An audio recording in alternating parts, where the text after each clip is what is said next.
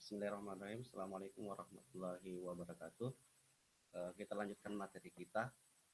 Materi berikutnya yaitu tentang penyimpangan asumsi dalam regresi. Jadi pada saat melaksanakan regresi, analisis regresi, kita mempunyai beberapa asumsi. Nah, asumsi-asumsi itu harus dipenuhi. Nah, ada beberapa kemudian penyimpangan sehingga asumsi-asumsi itu tidak terpenuhi sehingga analisis regresi tidak bisa dilakukan. Nah, apa saja yang menjadi penyimpangan dalam regresi itu nanti kita akan bahas di pertemuan ini.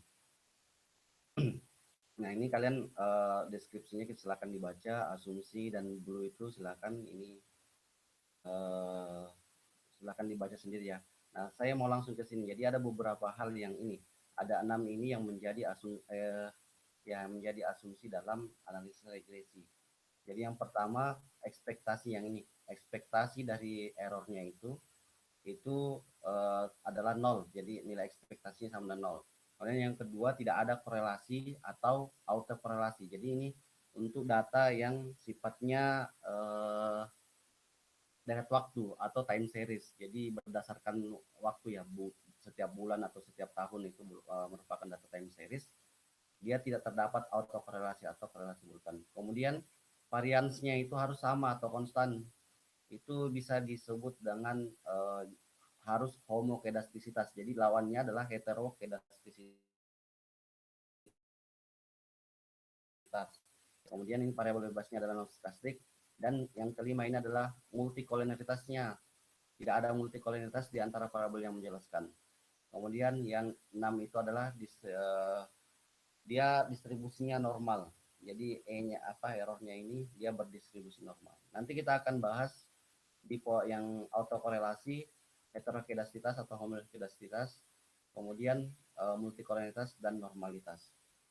Jadi untuk yang pertemuan sekarang kita akan bahas yang pertama dulu ya, tentang autokorelasi. Langsung saja ini kalian silakan dibaca. Saya langsung masuk ke autokorelasinya. Jadi penyimpangan yang pertama adalah autokorelasi. Nah, ini autokorelasi. Nah, ini asumsi kedua yang tadi yang digunakan. Nah, kita akan bahas tentang autokorelasi itu seperti apa. Jadi untuk metode ordinal square atau kuadrat terkecil itu, ini biasanya asumsinya digunakan yang pertama adalah yang 6 tadi, yang asumsi yang digunakan tadi, dan salah satunya adalah tidak ada autokorelasi. Apa itu? Nah, ini kita lihat ini persamaan dari regresi ya, yaitu 1B tambah B2X tambah E. Ini adalah ininya errornya. Nah, ini pengamatan pertama, pengamatan kedua. Jadi kan setiap ada pengamatan ya. Jadi setiap ini ada errornya E1, E2, E3 dan seterusnya. Ini sampai datanya ke N. Maka terkait jika ada korelasi antara E1 dan EJ. Jadi apakah antara E-nya itu ada korelasi, antara ini sama ini ada korelasi, itu disebut dengan autokorelasi. Nah, autokorelasi merupakan gangguan pada fungsi regresi yang berupa korelasi di antara faktor gangguan. Faktor gangguannya itu yang E-nya.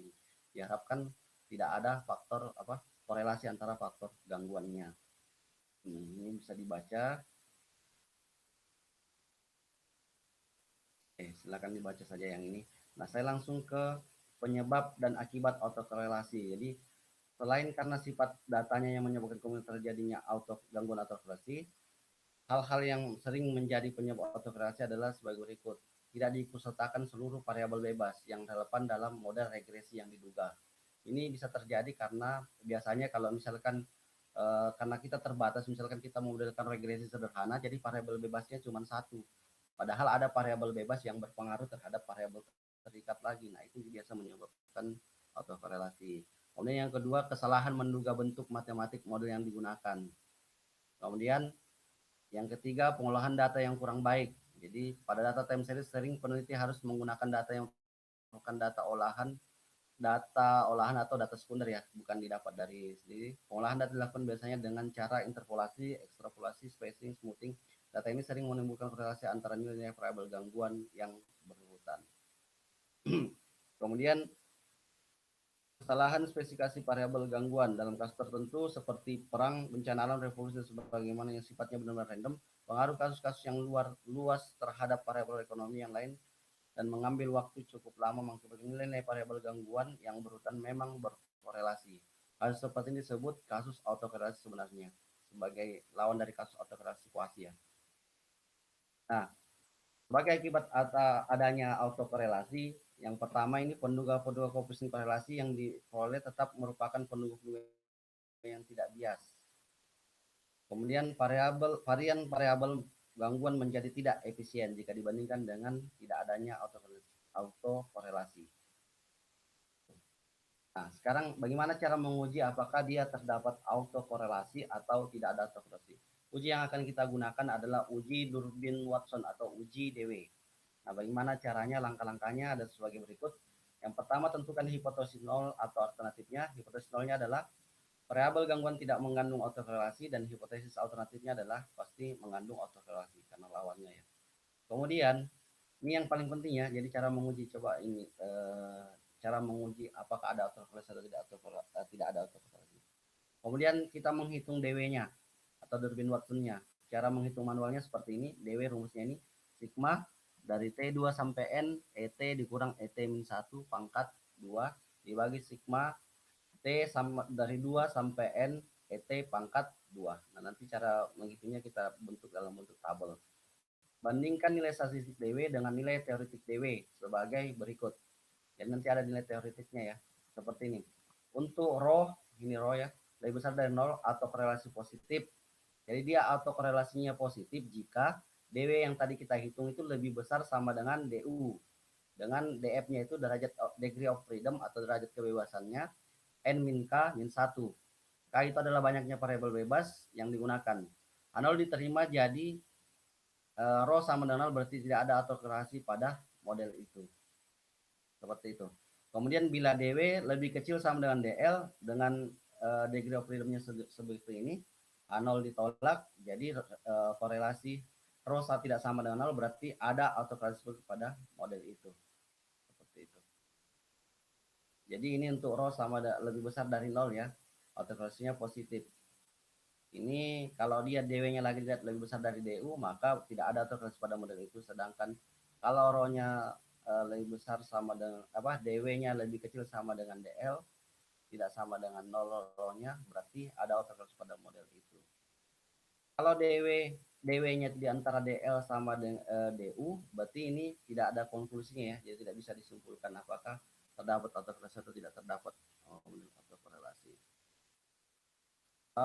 Untuk rho-nya lebih kecil dari 0 atau autokorelasi negatif, jadi kalau 4 dikurang DW lebih besar dari D sama dengan DU, maka A0-nya diterima, jadi rho-nya sama dengan 0 berarti tak ada autokorelasi. Dan seterusnya, bila 4 dikurang DW lebih kecil sama dengan DL, maka autokorelasi positif pada model itu. Kalau ini tidak ada konklusi seperti itu. Nah, distribusi DW terletak di antara dua distribusi DL dan DU. DL adalah batas bawah dari nilai DW, sedang DU adalah batas atas nilai DW. Nilai tersebut telah disusun dalam tabel oleh Durbin-Watson yang dikenal sebagai tabel Durbin-Watson untuk derajat keyakinan 95% dan 99%. Ini 95% artinya alfanya 5%, kali ini alfanya 1%. Kalau di penelitian ekonomi biasanya kita menggunakan 95% derajat keyakinannya terhadap kepercayaannya. Nah, ini dia tabelnya berikut. Jadi dari rumus-rumus di atas itu bisa dihitung, setelah dihitung ternyata rumusnya seperti ini. Jadi kalau DW-nya, perhitungan DW kurang dari 1,1, maka ada autokorelasi. Antara 1,1 sampai 1,54 tidak ada kesimpulan. 1,5 sampai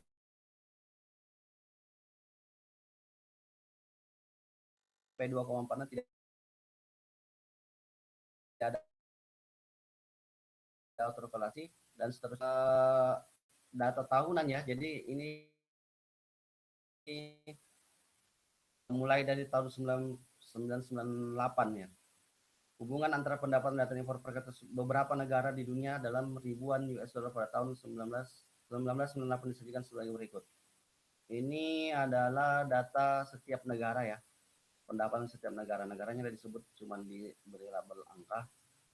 Jadi ada berapa data di sini? Ada 18, masih ada. Oh, masih banyak. Mas, ada 30 data di sini, ada 30 angka. Mana pendapatan dan impornya 0,159 dan 0,12 dan seterusnya. Nah, ini kemudian kita akan uji apakah terdapat autokorelasi atau tidak ada autokorelasi. Nah, caranya menghitung autokorelasinya itu kita dengan menggunakan tabel. Yang pertama ini kita hitung dulu YI-nya, ini persamaan regresinya ya. Jadi cara menghitung persamaan regresinya sama kayak di waktu awal. Jadi ini kita hitung dulu regresi sederhananya. Ini kan regresi sederhana ya. Ini yang mana pendapat, ini hubungan pendapat antara pendapatan dan data impor per kapita. Jadi yang mana variabel X-nya, yang mana variabel Y-nya. Nanti kita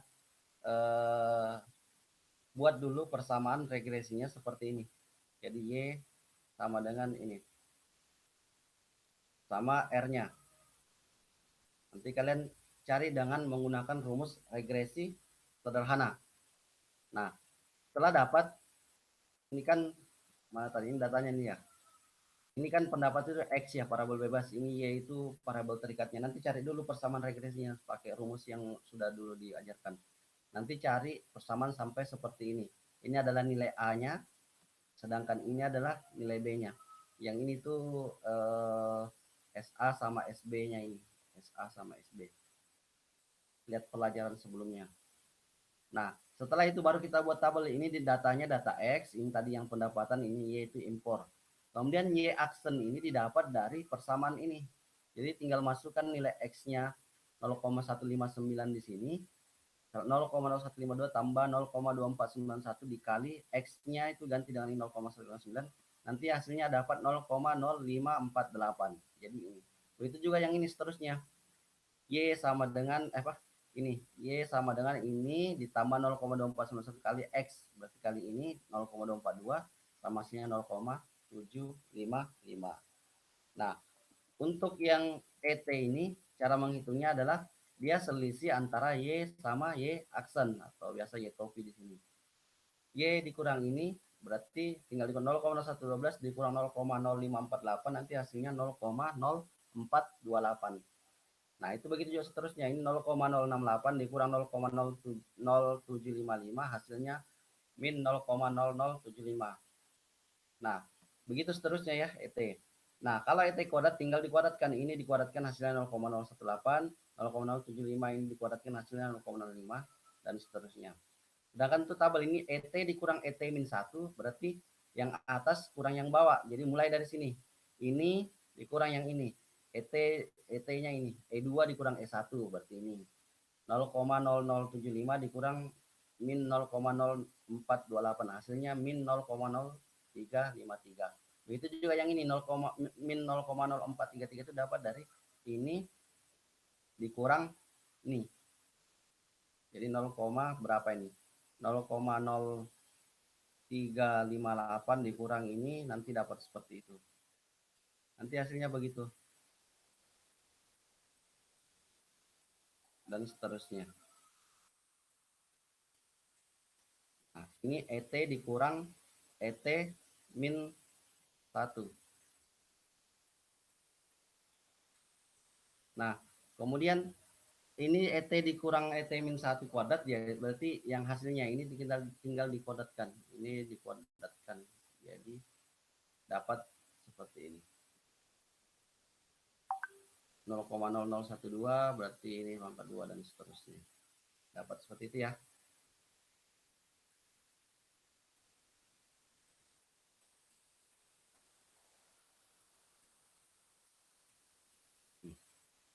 Oke, lanjut. Itu dihitung seterusnya sampai terakhir.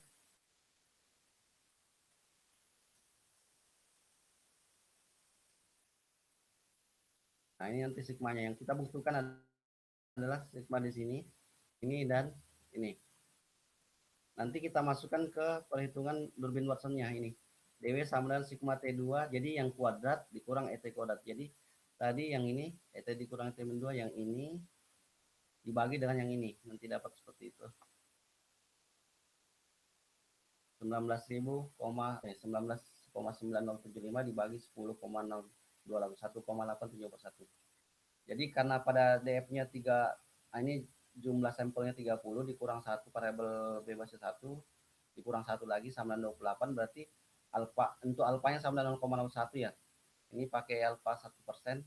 Tabel DW menunjukkan DL 1,1 dan DU sama dengan 1,24. Ini bisa dilihat di tabel DL sama DU. Nanti kalian lihat saja di bagaimana cara melihat tabel Durbin-Watson. Nah, karena DW-nya itu DW yang tadi kita dapat 1,8741, dia lebih besar dari DU. DU-nya kan 1,24 ini. Untuk yang alfa 0,01 ya. Sehingga pada model tidak terdapat autokorelasi. Hal ini sebenarnya karena karakteristik karena yang data yang digunakan adalah cross section sehingga kemungkinan terdapat pada model relatif kecil. Jadi yang biasa autokorelasi itu time series biasanya. Yang berdasarkan waktu kalian tadi kan negara. Solusi tentang pada uji DW adalah terdapat interval tertentu yang tidak memberikan keputusan seperti ini. Yang tegas, tidak konklusif, dan biasanya jangkauan interval ini cukup besar dengan mungkin akan dihadapi sekolah untuk membuat keputusan yang salah, yaitu kasus-kasus yang seharusnya mengandung autokorelasi dinyatakan sebagai kasus-kasus yang tidak konklusif, jadi tidak secara nyata mengandung autokorelasi, karena itu model dapat diterima seperti itu. Jadi kalau dia diantara ya kita ini konklusinya biasanya tidak tepat ya.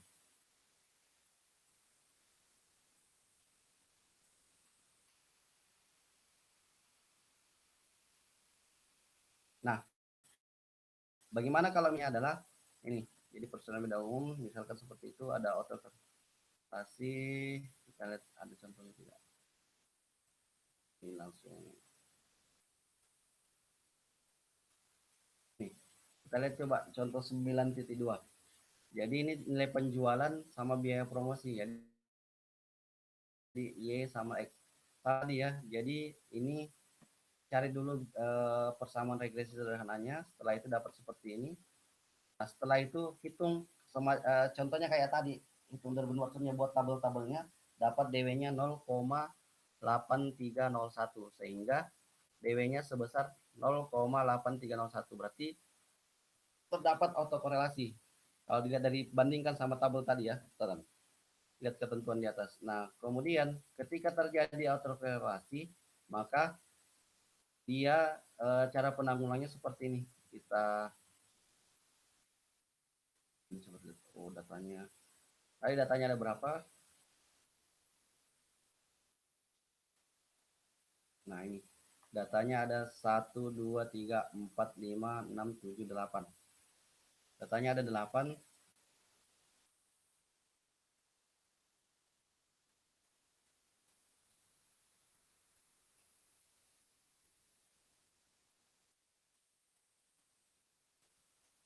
1 2 3 4 5 6 1 2 3 4 5 6 7. Jadi kita hilangkan data yang satu ya. Jadi coba lihat datanya yang ini. Ini kan 64-nya dihilangkan. Jadi mulai dari 61, 68, 84, 70, 88, 92, 72, 77. Jadi 64-nya dihilangkan. Seperti itu. Nih. Mulai dari 61. Kemudian untuk biaya promosi jadi hilang 16, 34 dan seterusnya. 16, 34, 23 dan seterusnya. Sampai 22. Kemudian YT-1 T-1-nya ya. Jadi mulai dari 64 sama yang tadi kita ini. Mulai dari sini dia YT-1-nya. Jadi kan tadi yang kita ambil mulai dari 61. Nah, untuk YT-1 itu mulai dari 64 sampai 72. Dari sini diambil. Nah, ini. Mulai dari 64 sampai 61. Kalau ini dia bergerak dari di atas ini sini di atas ini. Jadi dia naik satu tingkat. Kita sengaja tadi kurangi satu ini, kemudian ini diambil, yang di belakangnya yang dikurangi, yang terakhirnya, yang 77-nya yang hilang di sini. Nah, baru kita buat datanya ini sebagai regresi, dia semacam regresi berganda ya. Jadi ini, anggap ini variabel bebas YX sama YT-1. Sehingga nanti kalian dengan menggunakan regresi berganda akan dapat apa namanya, seperti ini, akan dapat persamaan seperti ini. YI sama dan segitu. Nah, setelah dihitung dengan cara yang biasa, DW-nya kan sama dengan 1,8962 karena DW-nya sebesar 0,8301 berarti tidak ada autokorelasi lagi. Jadi tadinya ada autokorelasi, sekarang modelnya sudah tidak ada autokorelasi. Seperti itu. Jadi demikian cara menanggulangi atau menyelesaikan permasalahan autokorelasi ya. Jadi kita buat satu variabel lagi YT-1 sehingga kita buat menjadi regresi berganda jadi dua variabelnya. Setelah itu baru kita hitung lagi DW-nya sehingga kalau tadi sudah tidak ada autokorelasi seperti itu.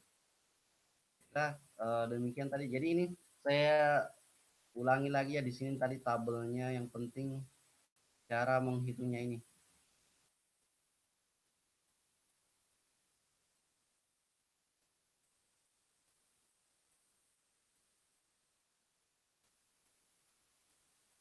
Nah ini